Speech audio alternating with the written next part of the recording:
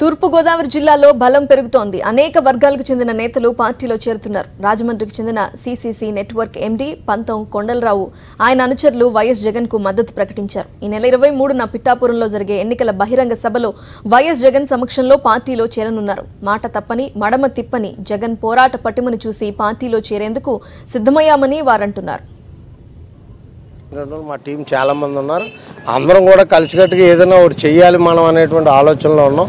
ఇప్పుడు ప్రస్తుతం జరుగుతున్న పరిణామాలు చూస్తే ఇతను సూటబుల్ క్యాండిడేట్ సీఎం అనేటువంటి భావన కలిగి అందులో అతని కృషి పట్టుదలని నేను పర్టికులర్గా రోజు అబ్జర్వ్ చేస్తుంటాను. జనరల్గా ఒక సైకాలజీ అర్థం అవ్వాలంటే మనం ఒక గోల్ పెట్టుకుని ఆ గోల్ని రీచ్ అవ్వాలన్నప్పుడు ఊరికి ఇంట్లో పడుకుంటే రాదు, అది కష్టపడాలి. 3684 కిలోమీటర్లు రాష్ట్రం అంతా నడిచి అటు రైతుల్ని ఇటు పేదల్ని ఇటు అన్ని వర్గాలని అన్ని మతాలు అన్ని కులాలని అలా స్టడీ చేసుకుంటూ వచ్చి ఒక అవగాహనకు వచ్చి మేనిఫెస్టోని రిలీజ్ చేసి నేను చేస్తాను అనేటువంటిది అన్నాడు ఆయన. నేను విన్నాను, నేను ఉన్నాను అని చెప్పి ఏదైతే ఉన్నారో అది చిన్న మాట కింద ఉంటుంది కానీ చాలా పెద్ద మాట.